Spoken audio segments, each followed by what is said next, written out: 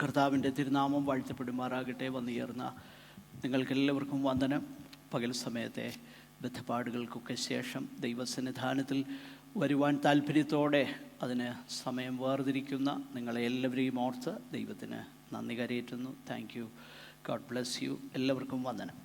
യാക്കോബിൻ്റെ ലേഖനം 1-ാമത്തെ അധ്യായം 26-27 വാക്യങ്ങൾ നമുക്ക് വീണ്ടും വായിക്കുകയും ആ തിരുവചന ഭാഗം തുടർന്ന് ചിന്തിക്കുകയും ചെയ്യാം. Epistle of James chapter 1 versus 26 and 27. നിങ്ങളിൽ ഒരുവൻ തൻ്റെ നാവിന് കടിഞ്ഞാണിടാതെ തൻ്റെ ഹൃദയത്തെ വഞ്ചിച്ചുകൊണ്ട് താൻ ഭക്തനെന്ന് നിരൂപിച്ചാൽ അവൻ്റെ ഭക്തി വ്യർത്ഥമത്രേ. പിതാവായ ദൈവത്തിൻ്റെ മുൻപാകെ ശുദ്ധവും നിർമ്മലവുമായ ഭക്തിയോ അനാഥരെയും വിധവമാരെയും അവരുടെ സങ്കടത്തിൽ ചെന്ന് കാണുന്നതും ലോകത്താലുള്ള കളങ്കം പറ്റാതെ വണ്ണം തന്നെത്താൻ കാത്തുകൊള്ളുന്നതുമാകുന്നു. ഈ തിരുവചന ഭാഗത്ത് നിന്ന് കഴിഞ്ഞ ആഴ്ചയിൽ നമുക്ക് അല്പമായി ചില കാര്യങ്ങൾ ധ്യാനിപ്പാനായിട്ട് ദൈവം നമ്മെ സഹായിച്ചല്ലോ. അപ്പോസ്തലനാകുന്ന യാക്കോബ് വളരെ വളരെ പ്രായോഗികമായിട്ട് എഴുതുന്ന ചില കാര്യങ്ങളാണ് നമുക്ക് ചിന്തിപ്പാൻ തക്കവണ്ണം കഴിഞ്ഞത്. യാക്കോബിൻ്റെ ലേഖനത്തിൻ്റെ ആകത്തുകയെന്നുള്ളത് യഥാർത്ഥത്തിലുള്ള how does true faith look like, യഥാർത്ഥത്തിലുള്ള വിശ്വാസം എങ്ങനെയാണ്, അല്ലെങ്കിൽ എങ്ങനെയാണ് നമുക്ക് നമ്മുടെ ഫെയ്ത്ത് സേവിങ് ഫെയ്ത്ത് ആണോ എന്നുള്ളത് മനസ്സിലാക്കാനായിട്ട് കഴിയുന്നത്. അങ്ങനെയുള്ളതാകുന്ന ഒരു ടെസ്റ്റാണ് യാക്കോബിൻ്റെ ലേഖനമെന്ന് നമ്മൾ പല ആവർത്തി പറഞ്ഞു. എങ്കിലും പുതുതായിട്ട് ചില പ്രിയപ്പെട്ടവരുള്ളത് കൊണ്ട് ഞാനൊന്ന് ആവർത്തിച്ചെന്നേ ഉള്ളൂ. ഒരു സെൻറ്റൻസിൽ പറഞ്ഞാൽ യാക്കോബിൻ്റെ ലേഖനത്തെ ഇങ്ങനെ പറയാൻ കഴിയും: ടെസ്റ്റ് ഓഫ് ട്രൂ ഫെയ്ത്ത്, യഥാർത്ഥ വിശ്വാസത്തിൻ്റെ പരിശോധന അല്ലെങ്കിൽ പരീക്ഷണ.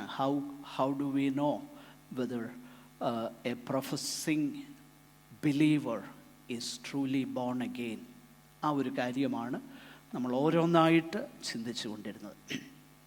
ഇവിടെ 26-27 വാക്യങ്ങളിൽ കഴിഞ്ഞ ആഴ്ച നമ്മൾ അത് പ്രാരംഭമായിട്ട് ശ്രദ്ധിക്കുകയുണ്ടായി. എന്താണ് ട്രൂ ഫെയ്ത്ത് അല്ലെങ്കിൽ യഥാർത്ഥത്തിലുള്ള ഭക്തിയുടെ ചില അടയാളങ്ങൾ എന്താ? യാക്കോബ് ഇത് പറയുമ്പോൾ ഇത് മാത്രമാണ് എന്ന് പറഞ്ഞാൽ, ഈ പറഞ്ഞിരിക്കുന്ന 3 കാര്യങ്ങളുണ്ടെങ്കിൽ നിങ്ങളുടെ ഭക്തി കൃത്യമാണ് എന്നല്ല യാക്കോബ് പറയുന്നത്. ഈ 3 കാര്യങ്ങൾ നമ്മെ it marks out as a genuine child of God. അതിന് പ്രത്യേക കാരണവുമുണ്ട്. കാരണം യാക്കോബ് ഈ 3 പ്രധാനപ്പെട്ട കാര്യങ്ങളാണ്, these are the dominant and recurring theme in the epistle of James. ഈ 3 ആശയങ്ങളാണ് he further develops in the 2nd chapter onwards. 2-ാമത്തെ അധ്യായം മുതൽ ഈ 3 കാര്യങ്ങളാണ് താൻ അത് കൂടുതലായിട്ട് ഡെവലപ്പ് ചെയ്യുന്നത്. കഴിഞ്ഞ ആഴ്ചയിൽ സാന്ദർഭികമായിട്ട് ഒരു നല്ല പുസ്തകം ഞാൻ റെഫർ ചെയ്തിരുന്നു. അതാരെങ്കിലും വാങ്ങിച്ചെങ്കിൽ ഇറ്റ്സ് ഗുഡ്. വാങ്ങി വായിപ്പാൻ കഴിയുന്നെങ്കിൽ അത് നന്നായിരിക്കും. എനിവേ, കർത്താവ് നമ്മെ സഹായിക്കട്ടെ. 3 കാര്യങ്ങൾ യാക്കോബ് പറയുന്നു. 1,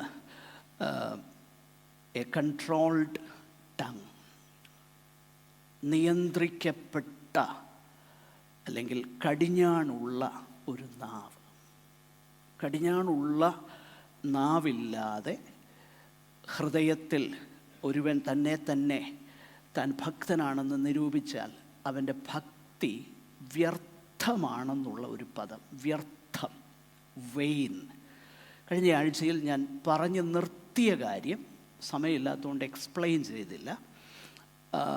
വെയിൻ, വ്യർത്ഥം എന്ന വാക്ക് പുതിയ നിയമത്തിൽ ഉപയോഗിച്ചിരിക്കുന്നിടത്തെല്ലാം ജാതികൾ വിഗ്രഹങ്ങളെ സേവിക്കുന്ന ആ കാര്യത്തെ കുറിക്കുന്ന വിവരിക്കുവാനാണ് വ്യർത്ഥം എന്ന പദം ഉപയോഗിച്ചിരിക്കുന്നത്.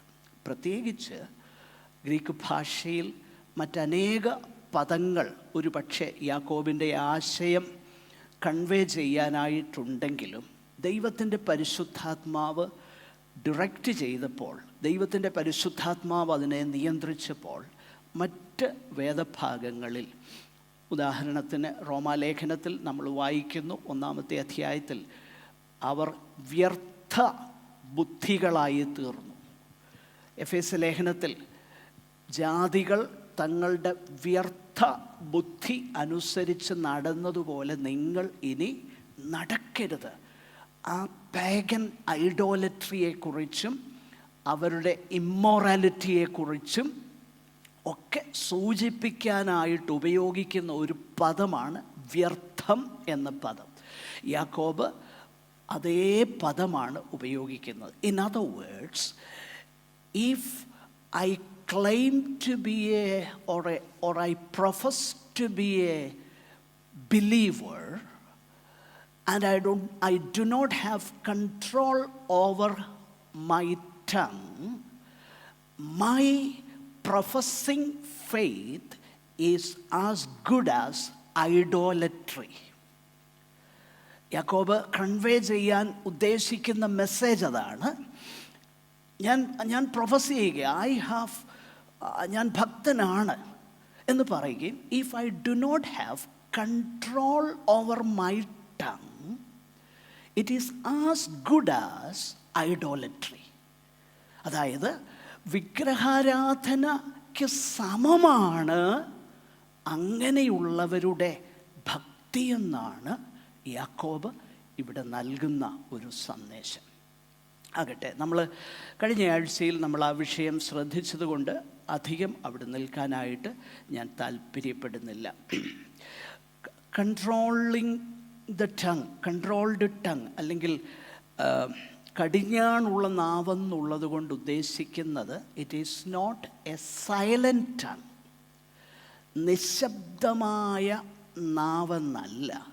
കടിഞ്ഞാൺ എന്ന ആ ഡിവൈസ് ഉപയോഗിക്കുന്ന അതേ മെസ്സേജാണ് യാക്കോബ് ആ ഒരു പദം കൊണ്ട് കൺവേ ചെയ്യുന്നത്.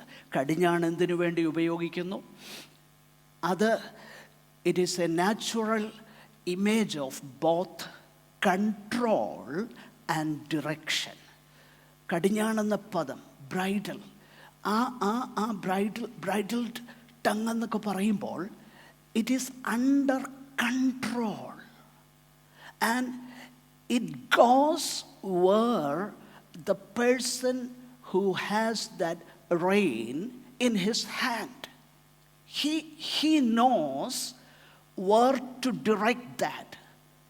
It is under his control. മനസ്സിലാക്കണം. അതായത് കടിഞ്ഞാണുള്ള നാവെന്ന് യാക്കോബ് അർത്ഥമാക്കുന്നത് ഭക്തനാകുന്ന ഒരു മനുഷ്യൻ്റെ കൺട്രോളിലായിരിക്കും അവൻ്റെ നാവ് എന്നുള്ളതാണ്.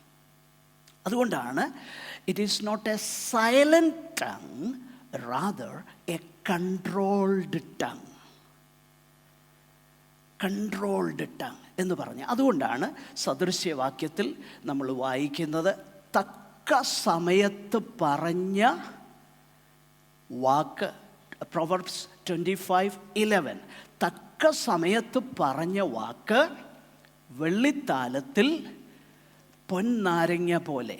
ഇംഗ്ലീഷിൽ a word fitly, KJV, fitly spoken is like apples of gold in pictures of silver എന്നുള്ളതിനേക്കാളും ഇൻ സെറ്റിങ്സ് ഓഫ് സിൽവർ എന്നാണ് NIV പറയുന്നത്. Settings of silver.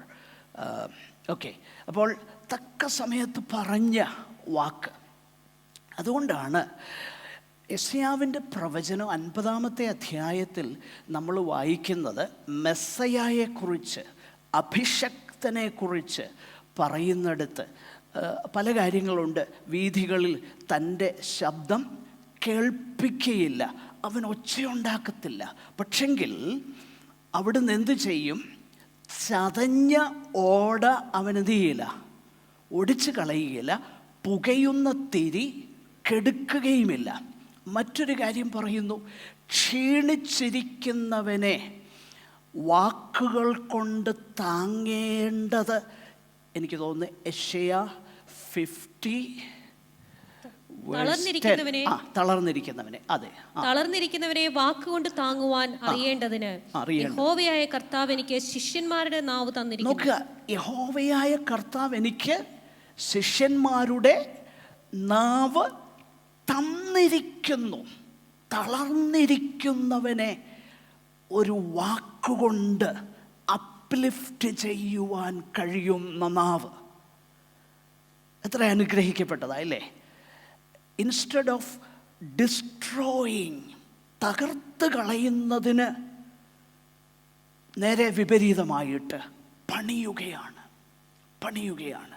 So if a person is truly, if he is genuinely want to live for God and his faith is true and genuine, he knows when not to speak and when to speak. These things are very much there as we grow in our Christian life. ക്രിസ്തീയ ജീവിതത്തിൽ നമ്മൾ വളരുമ്പോൾ ഈ കാര്യം നമ്മുടെ ജീവിതത്തിൻ്റെ ഭാഗമാകും എന്നുള്ളത് യാക്കോബ് നമ്മെ അറിയിക്കുകയാണ്. നമ്മൾ കഴിഞ്ഞ ആഴ്ചയിൽ ഈ വിഷയങ്ങളൊക്കെ അല്പം ചിന്തിച്ചതുകൊണ്ട് ഞാൻ ആ ഭാഗത്ത് നിൽക്കുവാനായിട്ട് താല്പര്യപ്പെടുന്നില്ല.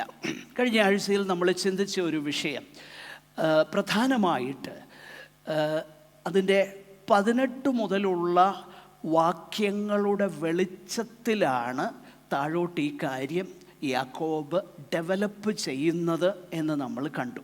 18-ാമത്തെ വാക്യത്തിൽ നമ്മൾ കണ്ടതാകുന്ന ഒരു വിഷയം, നാം അവൻ്റെ സൃഷ്ടികളിൽ ഒരുവിധം ആദ്യ ഫലമാകേണ്ടതിന് അവൻ തൻ്റെ ഇഷ്ടം ഹേതുവായി സത്യത്തിൻ്റെ വചനത്താൽ നമ്മെ ജനിപ്പിച്ചിരിക്കുന്നു.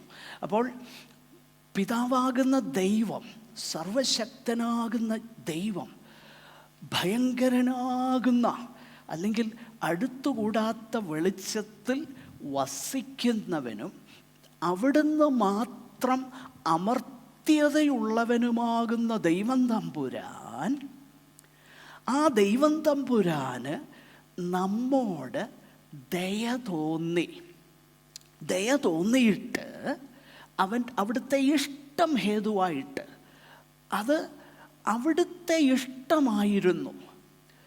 അത് നമ്മെക്കുറിച്ചെല്ലാം നന്നായി അറിഞ്ഞിട്ട് നമ്മുടെ ഫെയിലിയേഴ്സ്, ഇനിയും നാളത്തെ ദിവസം ഈ സമയത്ത് നമ്മൾ എന്തു ചെയ്യും, എന്ത് ചിന്തിക്കും, എന്ത് പറയും, ഈവൻ അവർ ഫെയിലിയേഴ്സ്, നമ്മുടെ പരാജയങ്ങളെപ്പോലും പണ്ടേ അറിയാവുന്ന ദൈവം, in spite of all that, അതിൻ്റെ എല്ലാം നടുവിൽ അവൻ്റെ ഹിതത്തിൽ നമ്മെ ജനിപ്പിക്കുവാൻ ദൈവത്തിന് കരുണ തോന്നി. ദൈവത്തിൻ്റെ ആ വലിയ കമ്പാഷനെ കുറിച്ച് നമ്മളവിടെ വായിക്കുന്നു. അപ്പോൾ നമ്മൾ ദൈവത്തിൻ്റെ മക്കളാകുന്നു എങ്കിൽ, കഴിഞ്ഞ ആഴ്ചയിൽ നമ്മൾ തുടങ്ങിയത് ഇത് പറഞ്ഞതാണ്, like father like the son. അതായത് പിതാവിനെ പോലെ മക്കളുമാകുന്നു, അല്ലെ മകനാകുന്നു, മകളാകുന്നു. It is expected of a child to resemble the features of the father. It is but natural. If it doesn't, അതൊരു പോസിറ്റീവ് ലൈറ്റിൽ നമ്മൾ പറയാറുണ്ടല്ലോ. അതായത് നല്ലൊരു പിതാവ്, എന്നാൽ വഴിവിട്ടു പോകുന്ന ഒരു മകൻ, നാട്ടുകാരെന്നോ പറയും, ഇവൻ ആ അപ്പന് ജനിച്ചതാണോ എന്ന് ഞങ്ങൾക്ക് സംശയമുണ്ടെന്ന് പറയും. എന്ന് പറഞ്ഞാൽ it is expected of this person to be like his father. The family likeness ought to be there. കുടുംബത്തിൻ്റെ അല്ലെങ്കിൽ ഏത് കുടുംബത്തിൽ നമ്മൾ ജനിച്ചുവോ ആ കുടുംബത്തിൻ്റെ ലൈക്ക്നെസ്, ആ കുടുംബത്തിൻ്റെ ആ ഫാമിലി ട്രെയ്റ്റ്സ് ആ കുടുംബത്തിലുള്ള മക്കളിൽ നിന്നും ഇറ്റ് ഈസ് എക്സ്പെക്റ്റഡ്. അതുകൊണ്ടാണ് യാക്കോബ് ഇവിടെ പറയുന്നത്. രണ്ടാമത്തെ വിഷയത്തിലേക്ക് നമ്മൾ വരികയാണ്. അപ്പോൾ ഭക്തിയുടെ ഒരു തെളിവ് ബ്രൈഡൽഡ് ടങ്, കൺട്രോൾഡ് ടങ്, കടിഞ്ഞാണുള്ളതാകുന്ന നാവ്. 2, കമ്പാഷൻ അല്ലെങ്കിൽ എ കെയറിങ് മിനിസ്ട്രി. അതാണ് 27-ാമത്തെ വാക്യത്തിൽ നമ്മളിങ്ങനെ വായിക്കുന്നു, പിതാവായ ദൈവത്തിൻ്റെ മുമ്പാകെ. ഞാൻ ആ പദം കഴിഞ്ഞ ആഴ്ചയിൽ പറഞ്ഞതാ. യാക്കോബ് മനഃപൂർവമായി ആ പദം ഉപയോഗിക്കുകയാണ്. അതായത് ദൈവത്തിൻ്റെ മുൻപാകെ ശുദ്ധവും നിർമ്മലവുമായ ഭക്തിയോ എന്ന് പറഞ്ഞാൽ മതിയായിരുന്നു. പക്ഷെങ്കിൽ യാക്കോബ് അവിടെ ഉപയോഗിക്കുന്ന പദം പിതാവായ ദൈവത്തിൻ്റെ മുമ്പാകെ. അപ്പോൾ പിതാവായ ദൈവത്തിൻ്റെ മുൻപാകെ we claim we are the children of the Father, or we call God our Father. നാം ദൈവത്തെ നമ്മുടെ അപ്പനെന്ന് വിളിക്കുക, പിതാവെന്ന് വിളിക്കുക. യാക്കോബ് പറയുക, he tells his audience, പിതാവായ ദൈവത്തിന് മുമ്പാകെ ശുദ്ധവും നിർമ്മലവുമായ ഭക്തിയോ, അനാഥരെയും വിധവമാരെയും അവരുടെ സങ്കടത്തിൽ ചെന്ന് കാണുന്നതും. അപ്പം അതും ഇങ്ങനെയാണ്, religion that is pure and undefiled before God the Father is this, to visit orphans and widows in their affliction. നമ്മളത് ഫർദർ ഒന്ന് ചിന്തിപ്പാനായിട്ട് പോകുകയാണ്. അപ്പോൾ if we are the children of the Father, then we need to bear the family likeness increasingly. നാം പിതാവിൻ്റെ മക്കളാണെങ്കിൽ ആ കുടുംബത്തിൻ്റെ likeness നമ്മളിൽ ഉണ്ടാകണം. യാക്കോബ് ഇവിടെ ഒരു test, James is providing us a test here in this passage. What are the things said about God the Father throughout the Bible? പിതാവാകുന്ന ദൈവത്തെക്കുറിച്ച് especially or particularly in the book of Psalms, സങ്കീർത്തന പുസ്തകങ്ങളിൽ ആ പിതാവായ ദൈവത്തെക്കുറിച്ച് എന്താണ് പറഞ്ഞിരിക്കുന്നത്? The Father whom we see in the Old Testament is particularly interested in those who are orphans, or in other words, those who are themselves fatherless. God the Father is very much concerned about the orphans, the Bible says. For example, Psalm number 68 and verse 5 and 6. Psalm 68-ാം സങ്കീർത്തനം 5-ാമത്തെ വാക്യം. അപ്പോൾ this is the test. അപ്പോൾ we call God our Father. Now, does his life pulse in our veins? That is the test. We call him Father. So, does his attitude reflect in our life? നമ്മുടെ ജീവിതത്തിൽ ആ ദൈവമായ പിതാവായവൻ്റെ മനോഭാവം നമ്മിലുണ്ടോ?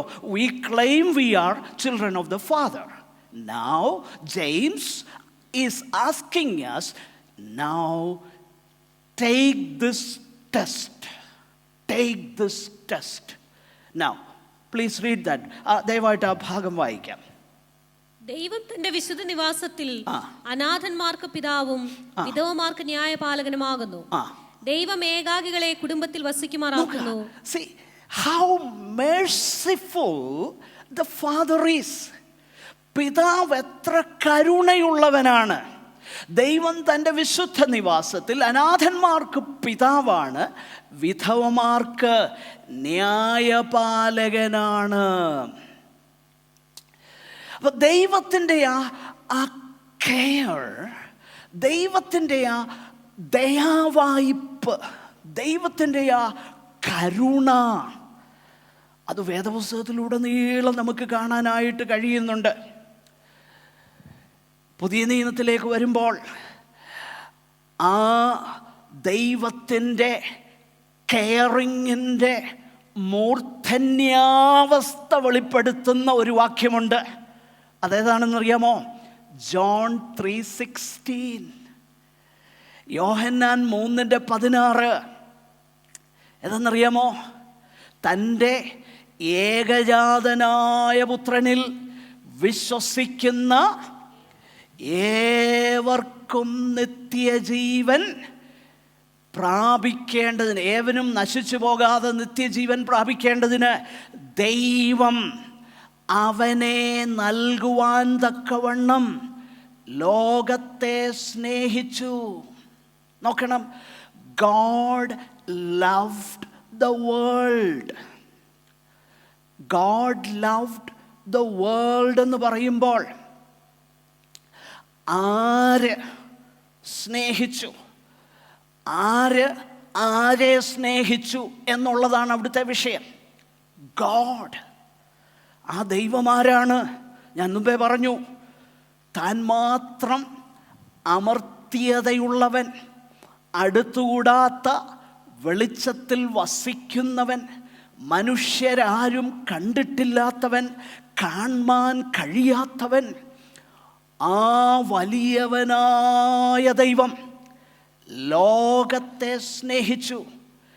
Undeserving, യാതൊരു യോഗ്യതയുമില്ലാത്ത അവിടുത്തെ കരുണയ്ക്ക് അർഹരല്ലാത്ത, അവിടുത്തെ കരുണയ്ക്ക് ഒരു വിധത്തിലും അതിന് യോഗ്യതയില്ലാത്ത മനുഷ്യനെ ദൈവം സ്നേഹിച്ചു.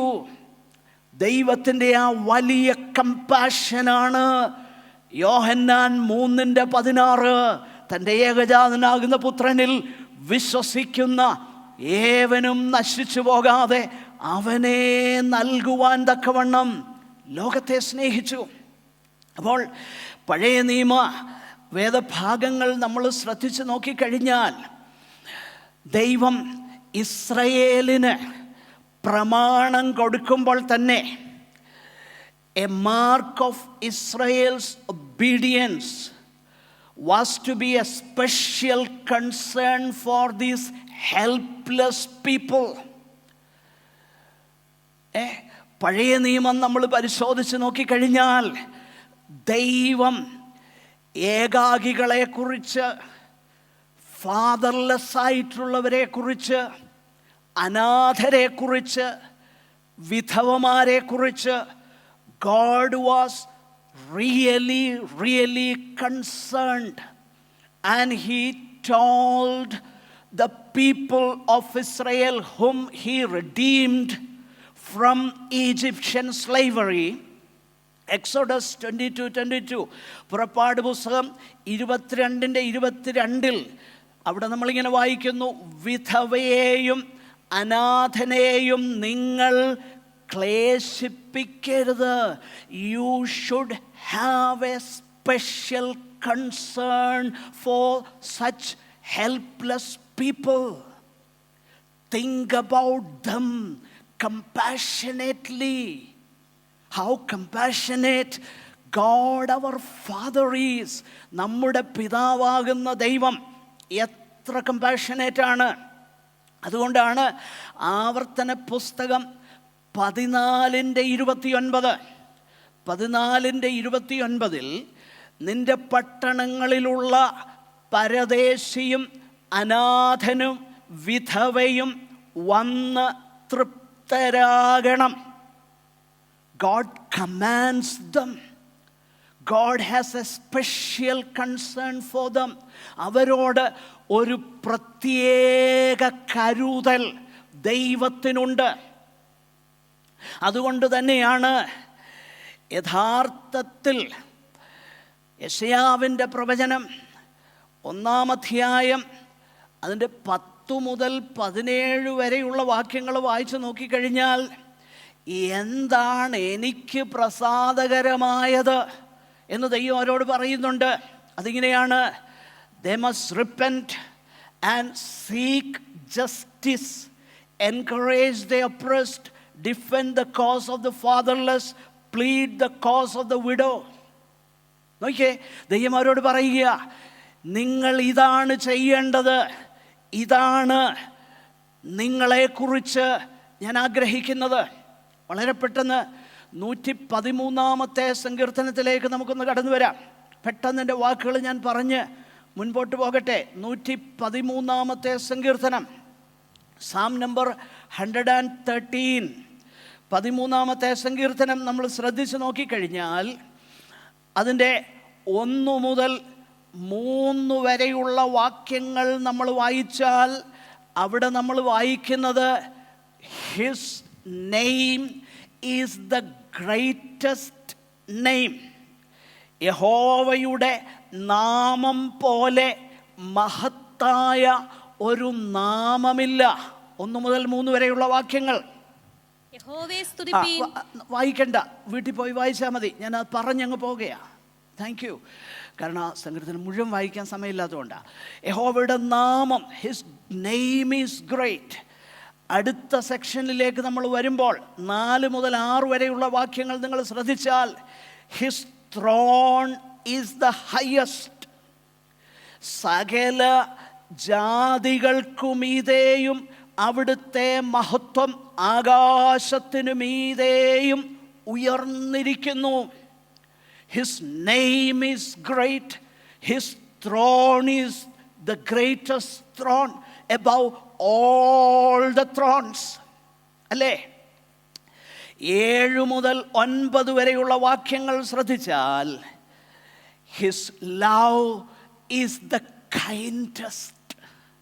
നോക്കണം, ഏറ്റവും ഉയർന്നിരിക്കുന്ന ഉന്നതമാകുന്ന നാമമുള്ള യഹോവ എല്ലാറ്റിനെയും അടക്കി ഭരിക്കുന്നവൻ. എന്നാൽ 7-ാം വാക്യത്തിലേക്ക് വരുമ്പോൾ അവൻ എളിയവനെ പൊടിയിൽ നിന്ന് എഴുന്നേൽപ്പിക്കുകയും ദരിദ്രനെ കുപ്പയിൽ നിന്ന് ഇരുത്തുകയും ചെയ്യുന്നു.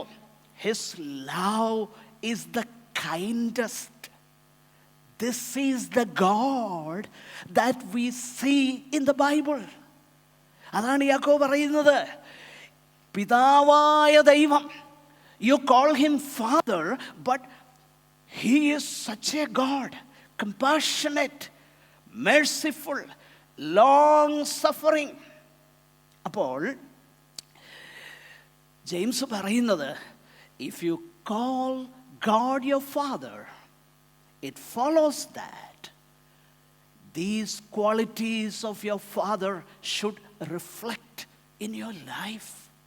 If this is absent, we better search the compassion. പ്രിയപ്പെട്ടവരെ, നമ്മൾ മനസ്സിലാക്കണം, വീണ്ടും ജനിക്കാത്ത ലൗകികർക്ക് പോലും അവരിൽ ദൈവദത്തമായിട്ടുള്ള കമ്പാഷനുണ്ട്. കേടുവന്ന വീണുപോയ ഡിപ്രൈവ്ഡായിട്ടുള്ള അവസ്ഥയിലിരിക്കുന്ന മനുഷ്യനിൽ പോലും ഇതുണ്ട്. നമ്മൾ മറക്കരുത്. അങ്ങനെയെങ്കിൽ ആ കേടിൽ നിന്ന് നമ്മളെ ഉദ്ധരിച്ച് സൃഷ്ടികളിൽ ഇത് നമ്മൾ കാണുന്നു. എന്നാൽ പുതുസൃഷ്ടിയിൽ ഇതെത്ര അധികമായിട്ട് കാണണം, ഇല്ലേ? ക്രിയേഷനിൽ we see this. We see the reflection of God's mercies in all the fallen creatures. then how much more it should be seen in the recreated human beings. അല്ലേ? സൃഷ്ടിക്കപ്പെട്ടവരിൽ എല്ലാം ഇതിൻ്റെ കണികകൾ നമ്മൾ കാണുന്നുണ്ടല്ലേ? അങ്ങനെയെങ്കിൽ പുനഃസൃഷ്ടി നടത്തിയെന്ന്, അതിൻ്റെ ഭാഗമാണെന്ന് അവകാശപ്പെടുന്നവരിൽ ഇതെത്രയധികമായിട്ട് കാണണം. In other words, if we are going to tell people that we belong to our Father, then we are to be those who are marked by a genuine concern for those who are in society, who are themselves helpless. We are going to tell people God is our Father. Then it should be reflected, James says, it should be reflected in the children of the Father. അതുകൊണ്ടാണ് ദൈവവചനം നമ്മെ അത് പഠിപ്പിക്കുന്നത്. നിങ്ങൾ ശ്രദ്ധിച്ച് നോക്കിക്കഴിഞ്ഞാൽ, ഈ ആഴ്ച നമ്മൾ ആ ഭാഗത്തേക്ക് പോവുകയില്ല, എങ്കിലും 2-ാമത്തെ അധ്യായം നമ്മൾ ശ്രദ്ധിച്ചാൽ ഈ കാര്യം തന്നെയാണ് അവിടെ നമ്മൾ വായിക്കുന്നത്. 2-ാമത്തെ അധ്യായം ആരംഭിക്കുന്നത് അത് തന്നെയാണ്. ദാറ്റ് ഗോഡ്സ്, സഹോദരന്മാരെ, തേജസ്സുള്ളവനായി നമ്മുടെ കർത്താവായ യേശു ക്രിസ്തുവിൽ വിശ്വസിക്കുന്ന നിങ്ങൾ മുഖപക്ഷം കാണിക്കരുത്. ആ പദപ്രയോഗം, ഓരോ വാക്കും ഇമ്പോർട്ടൻ്റ് ആണ്. തേജസ്സുള്ളവനായി നമ്മുടെ കർത്താവായ യേശു ക്രിസ്തുവിൽ വിശ്വസിക്കുന്ന നിങ്ങൾ, അത് പറഞ്ഞേച്ചാണ്. സിംപ്ലി ദൈവമക്കളായ നിങ്ങൾ മുഖപക്ഷം കാണിക്കരുതെന്ന് വേണേൽ യാക്കോബിന് പറയാം. പക്ഷേ അതല്ല പറഞ്ഞത്. We will think about it next week, God willing. നമ്മൾ അടുത്ത ആഴ്ചയിൽ അത് ആഴമായിട്ട് നമുക്ക് ചിന്തിപ്പാനായിട്ട് കഴിയട്ടെ. നമ്മുടെ കർത്താവിനെ കുറിച്ച് തിരുവഴുത്തിൽ എന്താണ് പറഞ്ഞിരിക്കുന്നത്? Acts of the Apostles, chapter 10 and verse 38. അപ്പോസ്തല പ്രവൃത്തി 10:38. ദയവായിട്ടൊന്ന് വായിക്കാം.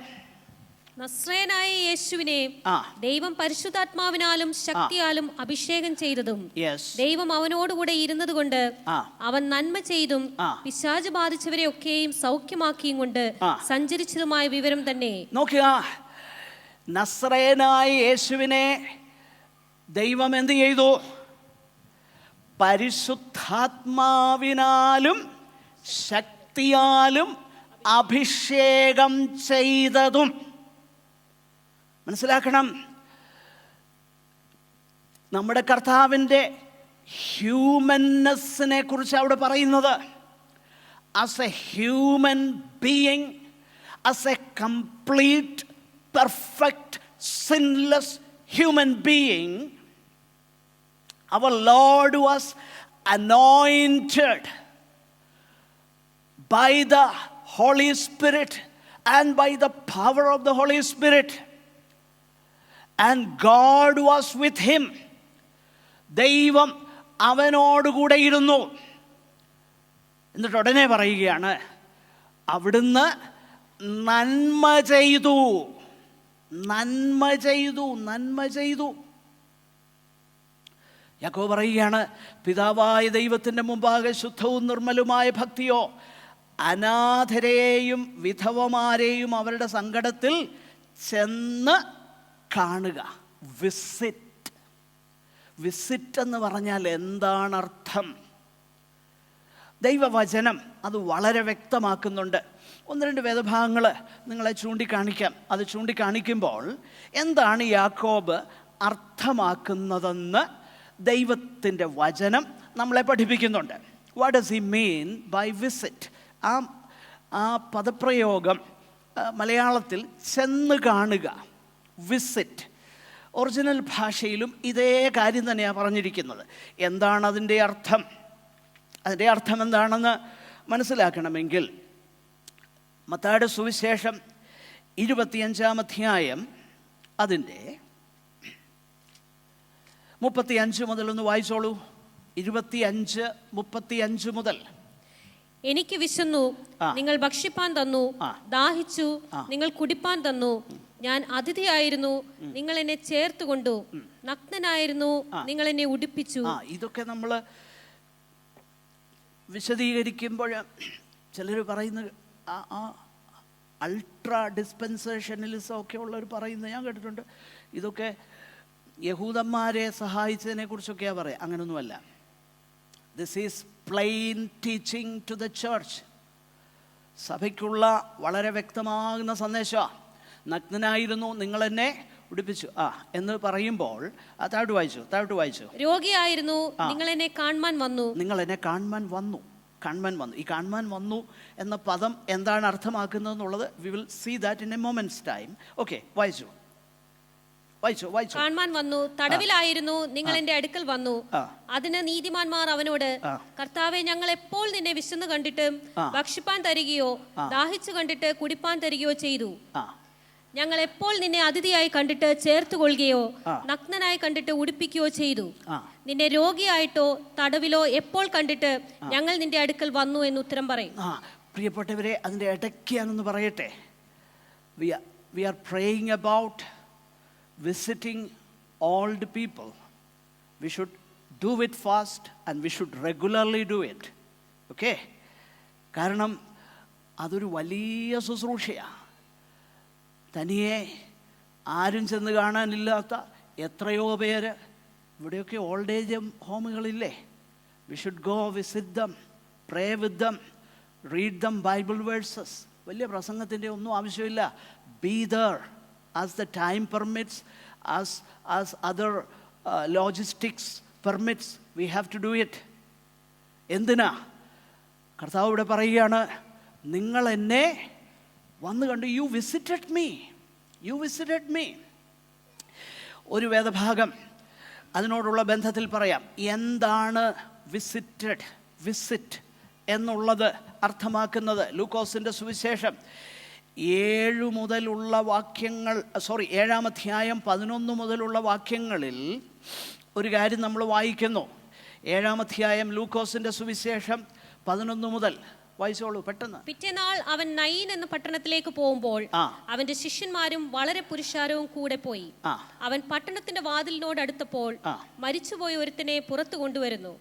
അവൻ അമ്മയ്ക്ക് ഏകജാതനായ മകൻ, അവളോ വിധവയായിരുന്നു. നോക്കണം, അവളുടെ ആ സ്ഥിതി എന്ന് മനസ്സിലാക്കണം. ഓക്കെ, വായിച്ചോ. പട്ടണത്തിലെ ഒരു വലിയ പുരുഷാരവും അവളോടുകൂടെ ഉണ്ടായിരുന്നു. അവളെ കണ്ടിട്ട് കർത്താവ് മനസ്സലിഞ്ഞ് അവളോട്, കരയേണ്ട എന്ന് പറഞ്ഞു. അവൻ വാക്കെല്ലാം ശ്രദ്ധിക്കണം. വിഡോയാണ്, ഇപ്പോൾ ഓർഫനുമാ. കർത്താവ് എന്ത് ചെയ്തു? അവളെ കണ്ടിട്ട് മനസ്സലിഞ്ഞു. His heart went out after her എന്നൊരു ട്രാൻസ്ലേഷൻ ഞാൻ വായിച്ചു ഓർക്കുന്നുണ്ട്. His heart goes out to the fatherless, to the needy, to the downtrodden. That's what our God is. അല്ലേ? അതാ നമ്മുടെ ദൈവം. നമ്മൾ കത്തോലിക്കരെ പറയും അവർ, പക്ഷേ അവിടെയാണ് നമുക്ക് വലിയ പ്രശ്നം പറ്റിയത്. അവിടെ പറ്റിയെന്താ? അവർ പ്രവൃത്തിയാലുള്ള രക്ഷയെക്കുറിച്ച് പറഞ്ഞപ്പോൾ നമുക്ക് പറ്റിയൊരു കുഴപ്പം എന്നാണെന്നറിയാമോ? We did away with all of that. അതൊന്നും നമുക്ക് വേണ്ട. അവിടെയാണ് നമുക്ക് വലിയ പിഴവ് പറ്റിയത്. വലിയ പിഴവ് പറ്റി. അത് I don't know how many of you will accept that. അതൊരു ഗ്രേറ്റ് മിസ്റ്റേക്കായിട്ട് ഞാൻ വേദപുസ്തകം പഠിക്കുമ്പോൾ എനിക്ക് തോന്നുകയാണ്. കാരണം ഇവിടെ ഒന്ന് ശ്രദ്ധിച്ചേ, വായിച്ചോളൂ. കർത്താവ് മനസ്സലിഞ്ഞവളോട്, കരയേണ്ട എന്ന് പറഞ്ഞു. അവൻ അടുത്തു ചെന്ന് മഞ്ചം തൊട്ടു. ചുമക്കുന്നവർ നിന്നു. ബാലിക്കാരായി എഴുന്നേൽക്ക എന്ന് ഞാൻ നിന്നോട് പറയുന്നു എന്നവൻ പറഞ്ഞു. മരിച്ചവൻ എഴുന്നേറ്റ് ഇരുന്ന് സംസാരിപ്പാൻ തുടങ്ങി. In other words, Jesus says, she is a needy person. I am going to give her what she needs. What she needs. I am going to give her what? ഏകജാതനായിരുന്നു അല്ലേ? അതിന് 16-ാം വാക്യം വായിച്ചേ. വലിയ പ്രവാചകൻ നമ്മുടെ ഇടയിൽ എഴുന്നേറ്റിരിക്കുന്നു, ദൈവം തന്റെ ജനത്തെ സന്ദർശിച്ചിരിക്കുന്നു എന്ന് പറഞ്ഞ് ദൈവത്തെ മഹത്വീകരിച്ചു. In other words, when they saw, അവരിത് കണ്ടപ്പോൾ അവർക്കൊരു കാര്യം മനസ്സിലായി. God is the father of the fatherless. ദൈവം അനാഥന്മാർക്ക് പിതാവാണെന്ന് മനസ്സിലായി. യേശു കർത്താവ് പറയുകയാ, I am going to give her what she really needs, I am going to take care of that. അപ്പോൾ ആൾക്കാരെന്നോ പറഞ്ഞത്? അവിടെ എന്താ വായിച്ചേ? ഒരു വലിയ പ്രവാചകൻ നമ്മുടെ ഇടയിൽ എഴുന്നേറ്റിരിക്കുന്നു. ദൈവം തന്റെ ജനത്തെ സന്ദർശിച്ചിരിക്കുന്നു എന്ന് പറഞ്ഞു. God has visited his people. ആ വിസിറ്റ് എന്നുള്ള പദത്തിന്റെ അർത്ഥം ഇപ്പൊ നമുക്ക് മനസ്സിലായല്ലോ. God has, when the Lord Jesus Christ, seeing her sorrow, her predicament, her misery, the Lord was moved with compassion. He touched. ആ ശവമഞ്ചത്തെ കർത്താവ് തൊട്ടു. No rabbi would do that. No rabbi could think of doing that. ഒരു റബിമാരും അങ്ങനെ ചെയ്യത്തില്ല. അവർക്ക് ചെയ്യാൻ പറ്റുകയില്ല. കാരണം ശവത്താൽ അവർ അശുദ്ധരാകും. എന്നാൽ അവിടെ എഴുതിയേക്കുക, the Lord touched. മനസ്സിലായോ? ഇതാ ദൈവത്തിൻ്റെ ടച്ച്. അല്ലാതെ ടച്ച് എന്ന് പറയുമ്പോൾ ബോധം കെട്ട് പുറമോട്ട് വീഴുന്നതല്ല. By the way, anyway, God touching, God in the flesh. എന്നിട്ട് ആൾക്കാർ പറയുക, ജനങ്ങൾ എന്നെ പറഞ്ഞു, God showed up, God visited us. അതല്ലേ പറഞ്ഞേക്കുന്നേ? എല്ലാവർക്കും ഭയം പിടിച്ചു. ഒരു വലിയ പ്രവാചകൻ നമ്മുടെ ഇടയിൽ എഴുന്നേറ്റിരിക്കുന്നു. അല്ലെങ്കിൽ ദൈവം തൻ്റെ ജനത്തെ സന്ദർശിച്ചിരിക്കുന്നു എന്ന് പറഞ്ഞ് ദൈവത്തെ മഹത്വീകരിച്ചു.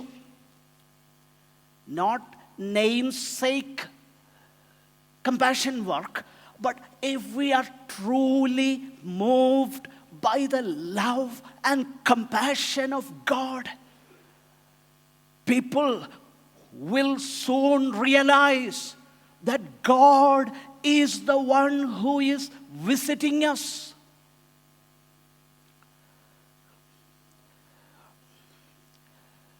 ഞാൻ ഓർക്കുന്നുണ്ട്, ഞങ്ങളുടെ ബൈബിൾ സ്കൂളിൽ ഞാൻ പഠിച്ചുകൊണ്ടിരുന്നപ്പോൾ ഞങ്ങളുടെ ഡയറക്ടർ അദ്ദേഹത്തിൻ്റെ ഒരു അനുഭവം പറഞ്ഞത്, കോട്ട രാജസ്ഥാൻ ഒത്തിരി വർഷങ്ങൾക്ക് മുമ്പ് 60-കൾ 1960s സംഭവമാണ്. കോട്ടായിൽ വില്ലേജുകളിൽ ഈ ട്രാക്ട് കൊടുത്ത് അവർ കടന്നുപോയപ്പം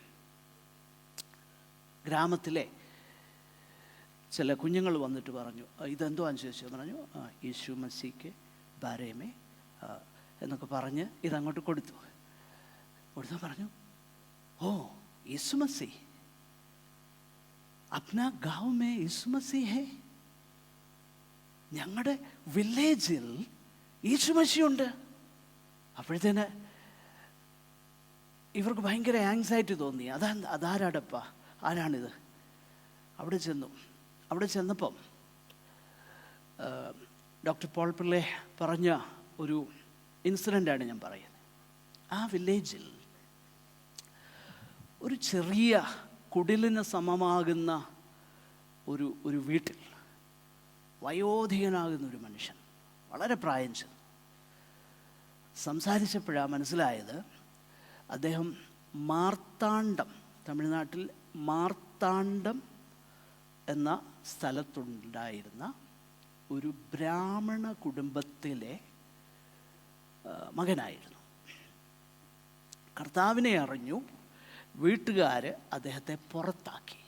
അന്ന് പടിയടച്ച് പിണ്ടം വെക്കുക എന്നൊക്കെ പറയുന്ന ഏർപ്പാടുണ്ട്. പിന്നെ ഒരു കോണ്ടാക്റ്റും ഇല്ല. അദ്ദേഹം നോർത്ത് ഇന്ത്യയിൽ വന്നു, കർത്താവിന് വേണ്ടി പ്രവർത്തിച്ചു. ഒത്തിരി വർഷങ്ങൾക്ക് മുമ്പുള്ള കാര്യമാണ്, ഇന്നത്തെ കാര്യമൊന്നും അല്ലേ.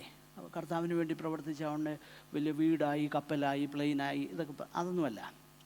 ആ കുടിലിൽ ആ കർത്താവിൻ്റെ ദാസൻ ജീവിച്ചു.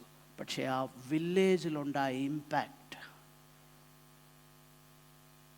യേശുമസി, ഞങ്ങളുടെ വില്ലേജിൽ യേശുമസി ഉണ്ടെന്ന്. എന്താണതല്ലേ? നോക്കിയേ, ദൈവം തൻ്റെ ജനത്തെ സന്ദർശിച്ചിരിക്കുന്നു. when ദൈവം ആരാണെന്ന് അവർക്ക് മനസ്സിലായി. ആ വിധവയെ അവളുടെ അവസ്ഥയിൽ അവളെ ഹെൽപ്പ് ചെയ്ത ഈ വലിയ പ്രവാചകൻ എന്നിട്ട് പറയാ, ദൈവം നമ്മളെ സന്ദർശിച്ചിരിക്കുന്നു. ഇത് തന്നെയല്ലേ അപ്പോസ്തലന്മാരും പഠിപ്പിച്ചത്? ഗലാത്യർ 2:10 ഒന്ന് വായിച്ചോളൂ. ഗലാത്യർ 2:10. ദരിദ്രരെ ഞങ്ങൾ ഓർത്തുകൊള്ളണം എന്ന് മാത്രം അവർ പറഞ്ഞു. അങ്ങനെ ചെയ്യുവാൻ ഞാൻ ഉത്സാഹിച്ചുമിരിക്കുന്നു. നോക്കിയേ, പോളും അപ്പോസ്റ്റൽസും അവർ പ്രസംഗിക്കുന്ന സുവിശേഷം ഒന്ന് തന്നെയാണെന്നുള്ളത് ഒന്ന് മനസ്സിലാക്കാൻ വേണ്ടി ഒരു മീറ്റിംഗ് അവിടെ ഉണ്ടായി. ആ മീറ്റിംഗ് കഴിഞ്ഞപ്പോൾ പറഞ്ഞു, വെൽ ആൻഡ് ഗുഡ്, നിങ്ങൾ പറയുന്നതും ഞങ്ങൾ പറയുന്നതും ഒന്ന് തന്നെയാണ്. So don't worry, go head, proclaim this gospel of grace, but remember the poor.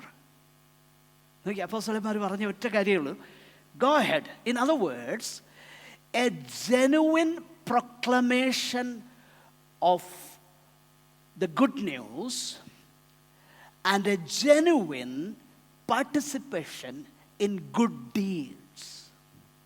നോക്കി, രണ്ട് കാര്യം ഒരുമിച്ച് പോകുകയാണ്. A genuine proclamation of the gospel. അതാണ് അവിടെ നമ്മൾ വായിക്കുന്നത്. അവർ ഞങ്ങൾക്ക് ശുശ്രൂഷയുടെ വലങ്കരം തന്നു, റൈറ്റ് ഹാൻഡ് ഓഫ് ഫെലോഷിപ്പ്, അത് ഞങ്ങൾക്ക് തന്നു. എന്നിട്ട് പറഞ്ഞു, റിമെമ്പർ ദ പൂവർ, ദരിദ്രരെ നിങ്ങൾ ഓർത്തുകൊള്ളണം. തീത്തോസിൻ്റെ ലേഖനം 3:8, ഈ വചനം വിശ്വാസയോഗ്യം, ദൈവത്തിൽ വിശ്വസിച്ചവർ സൽപ്രവർത്തികളിൽ ഉത്സാഹികളായിരിക്കാൻ കരുതേണ്ടതിന് നീ ഇത് ഉറപ്പിച്ചു പറയണമെന്ന് ഞാൻ ഇച്ഛിക്കുന്നു. ഇത് ശുഭവും മനുഷ്യർക്ക് ഉപകാരമാവുമാകുന്നു. എബ്രായർ 13:16 രണ്ട് കാര്യങ്ങൾ അവിടെ പറയുന്നത്. നന്മ ചെയ്യുക, കൂട്ടായ്മ കാണിക്കുക, ഈ വക യാഗത്തിലല്ലോ ദൈവം പ്രസാദിക്കുന്നത്.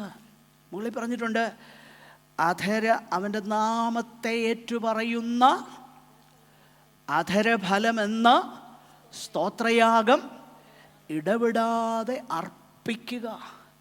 തെറ്റിദ്ധരിക്കല്ലേ, അതത്ര ഈസി അല്ല, അത്ര ഈസിയായ കാര്യമല്ല. ഇന്ന് നമ്മൾ പറയും, ദൈവമക്കളെ നിങ്ങളൊന്ന് സ്തുതിച്ചാട്ടെ, ആരാധിച്ചാട്ടെ എന്നൊക്കെ പറയും. നമുക്ക് വളരെ എളുപ്പമാണ് അല്ലേ? പക്ഷെങ്കിൽ അവിടെ കൺഫസിങ് ഹിസ് നെയിം എന്നാന്നറിയാമോ?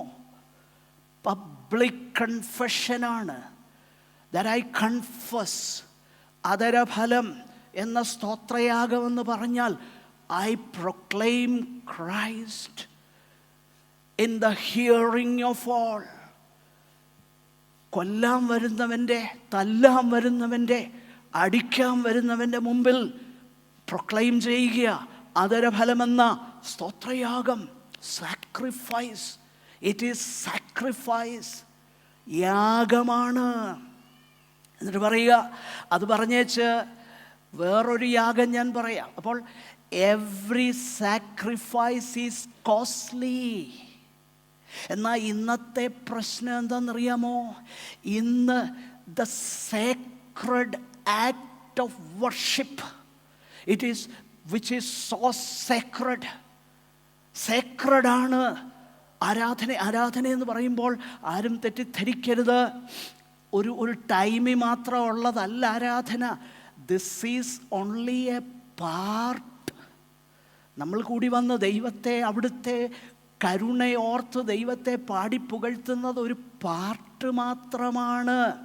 എന്നാൽ ദൈവത്തോട് നന്ദി കാണിക്കുക. നന്ദി കാണിക്കുന്നത് വാക്കുകൾ കൊണ്ട് പാടുന്നതിൽ മാത്രമല്ല, പിന്നെ നമ്മുടെ ജീവിതത്തിലൂടെ നന്ദി കാണിക്കണം. അതാണ് ജീവിതത്തിലൂടെ നന്ദി കാണിക്കാൻ ഞാൻ തുടങ്ങുമ്പോൾ, ഒന്ന്, my tongue will be controlled, my heart will be compassionate, and I will avoid all the worldliness by the grace of God and by the infilling of the Holy Spirit. മനസ്സിലാക്കണേ, ഇതാ ദൈവം നമ്മെക്കുറിച്ച് ആഗ്രഹിക്കുന്നത്. So sacrifice, worship involves sacrifice. ഇന്നത്തെ പ്രശ്നം എന്താണെന്നറിയാമോ? We have a utilitarian mentality. നമുക്കെല്ലാറ്റിലും, പണ്ട് കർത്താവിൻ്റെ ശിഷ്യന്മാർ പരിശുദ്ധാത്മാവ് വരുന്നതിന് മുൻപേ ചോദിച്ചൊരു ചോദ്യമുണ്ട്, ഞങ്ങളെല്ലാം വിട്ട് നിന്നെ അനുഗമിച്ചു, എന്നോ കിട്ടും. എന്നാൽ പരിശുദ്ധാത്മാവ് ഭൂമിയിലേക്ക് വന്ന ശേഷം ഒരുവൻ കർത്താവിനാൽ പിടിക്കപ്പെട്ടു. അദ്ദേഹത്തിൻ്റെ ചോദ്യം എന്നാണെന്നറിയാമോ? Lord, what shall I do for you? ഞാൻ എന്താ ചെയ്യേണ്ടത്? ഹിയറാമായി, ഞാനിതാ എന്ന് പറഞ്ഞാൽ, സാക്രിഫൈസ് എന്നും ആരാധനയെന്നും ഒക്കെ നമ്മൾ പറയുമ്പോൾ, it should be the expression of our thankfulness. നമ്മുടെ ഉള്ളിൽ നിന്ന് ദൈവത്തിൻ്റെ കമ്പാഷൻ ഓർത്തിട്ട് ദൈവത്തെ നമ്മൾ നന്ദി കരേറ്റുകയാണ്. അതിൻ്റെ ഒരു ഭാഗമാണ് ഇവിടെ ദൈവത്തിൻ്റെ പരിശുദ്ധാത്മാവ് നമ്മളെ പഠിപ്പിക്കുന്നു. നന്മ ചെയ്യുവാനും കൂട്ടായ്മ കാണിപ്പാനും മറക്കരുത്. ഈ വക യാഗത്തിലല്ലോ ദൈവം പ്രസാദിക്കുന്നത്. പ്രിയപ്പെട്ടവരെ, ദൈവം നമ്മെ എന്ത് ഏൽപ്പിച്ചിരിക്കുന്നുവോ, നമുക്ക് ഒരുപക്ഷെ എല്ലാവർക്കും എപ്പോഴും നമുക്ക് ധനം കൊണ്ട് സഹായിപ്പാൻ കഴിഞ്ഞെന്ന് വരികയില്ല. ബട്ട് ഏറ്റവും കുറഞ്ഞത് നമുക്ക് അനേക കാര്യങ്ങൾ, അതുകൊണ്ടാണ് നമ്മൾ കൊരിന്ത്യർ ലേഖനത്തിൽ നമ്മൾ വായിക്കുന്നത്, എല്ലാവർക്കും വിശേഷാൽ സഹവിശ്വാസികൾക്കും നന്മ ചെയ്യുക. നോക്കിയേ, ഈ ടീച്ചിങ് ദൈവവചനത്തിൻ്റെ ഭാഗമാണ്. ഇത് നമ്മൾ മറന്നു പോകരുത്. നമുക്കെവിടെയാണ് പരാജയം പറ്റിയത്? പരാജയം ഇവിടെയാണ്. നമുക്ക് നല്ല വെളിച്ചം കിട്ടി, കാര്യം ശരിയാണ്. പക്ഷെങ്കിൽ ഞാൻ പലപ്പോഴും ചിന്തിക്കാറുണ്ട്, if only we had such, നമ്മൾ കാത്തലിക്സിനെ കുറ്റം പറയും, ശരിയാ. പക്ഷെങ്കിൽ പല കാര്യങ്ങൾ ദൈവകൃപയിൽ, അതായത് പ്രവൃത്തിയുടെ അടിസ്ഥാനത്തിൽ രക്ഷ നേടാമെന്നുള്ള കാര്യമല്ല ഞാൻ പറഞ്ഞത്, ദൈവകൃപയിൽ മാതൃകയാക്കാൻ പറ്റുന്ന ഒത്തിരി കാര്യങ്ങൾ അവരുടെ കയ്യിലുണ്ട് എന്നാണ് ഞാൻ മനസ്സിലാക്കുന്നത്. If you have disagreement with it's well and fine, no problem. പക്ഷെങ്കിൽ this is what my understanding is. ദൈവവചനം എന്താ നമ്മളെ പഠിപ്പിക്കുന്നത്? നമ്മൾ രണ്ടാമത്തെ വിഷയങ്ങൾ, പിതാവായ ദൈവത്തിൻ്റെ മുമ്പാകെ ശുദ്ധവും നിർമ്മലവുമായ ഭക്തിയോ, അനാഥരെയും വിധവമാരെയും അവരുടെ സങ്കടത്തിൽ ചെന്ന് കാണുന്നതും. ഒരു കാര്യം കൂടെ ഉണ്ട്, എ ക്ലീൻ ലൈഫ്. 3 കാര്യങ്ങളാ: A controlled tongue, A compassionate heart and A clean life. This is at least 3 evidences of true faith. 3 evidences of true faith. There are many other evidences, but these are only but 3. And about this, James is going to deal extensively, not very extensively, but in the following chapters he is going to deal with that. അവിടെയാണ് രണ്ടാമത്തെ അധ്യായത്തിൽ ഇത്രയും കാര്യങ്ങൾ ബേസാണ്. അവിടെയാണ് രണ്ടാമത്തെ അധ്യായത്തിൽ പ്രവൃത്തിയാലോ രക്ഷിക്കപ്പെടുന്നത്, അല്ല വിശ്വാസം മാത്രമാണോ, പ്രവൃത്തിയാലല്ലയോ നീതീകരിക്കപ്പെട്ടത്? We need to face that head on, അല്ലേ? ഇതൊരു ചോദ്യമാണ്. യാക്കോബിൻ്റെ ലേഖനം 2-ാം അധ്യായത്തിൽ ഞാനിത് അതിൻ്റെ അടിസ്ഥാനമിടുകയാണ്. അതുകൊണ്ടാണ് നമ്മൾ വേഴ്സ് ബൈ വേഴ്സായിട്ട് ചിന്തിക്കുമ്പോഴാണ് കൃത്യമായി ഒരു വേദഭാഗം നമുക്ക് മനസ്സിലാക്കാൻ കഴിയുന്നത്. എനിവേ, ദൈവം നമ്മെ സഹായിക്കട്ടെ. ഒരു നിമിഷം നമ്മുടെ കണ്ണുകളെ അടയ്ക്കാം. ദൈവത്തിൻ്റെ വലിയ കമ്പാഷൻ ഒന്നോർത്താൽ, നമ്മോടുള്ള ദൈവത്തിൻ്റെ കരുണയൊന്നോർത്താൽ എത്ര വലുതാണ്. പാപത്തിൻ്റെ കുഴഞ്ഞ ചേറ്റിൽ ഒരു കണ്ണിനും ദയ തോന്നാതെ, നമ്മൾ മറ്റുള്ളവരെക്കാളിലും കേമന്മാരൊന്നും ആയതുകൊണ്ടല്ല, ദൈവം തൻ്റെ കരുണയിൽ നമ്മെ സ്നേഹിച്ചു, നമ്മെ രക്ഷിച്ചു. പ്രിയപ്പെട്ടവരെ, നമ്മൾ ദൈവത്തിൻ്റെ മക്കളായി. അങ്ങനെയെങ്കിൽ ആ പിതാവിൻ്റെ ലൈക്ക്നെസ്, പിതാവിൻ്റെ സ്വഭാവം നമ്മിൽ അധികമായി വരുവാൻ ദൈവപാദപീഠത്തിൽ നമുക്ക് നമ്മെ തന്നെ ഏൽപ്പിക്കാം. കർത്താവ് ഈ വചനങ്ങളാൽ നമ്മെ അനുഗ്രഹിക്കട്ടെ. സഹോദരന്മാരിൽ ഒരാൾക്ക് ദയവായി പ്രാർത്ഥിച്ച് അവസാനിപ്പിക്കാം.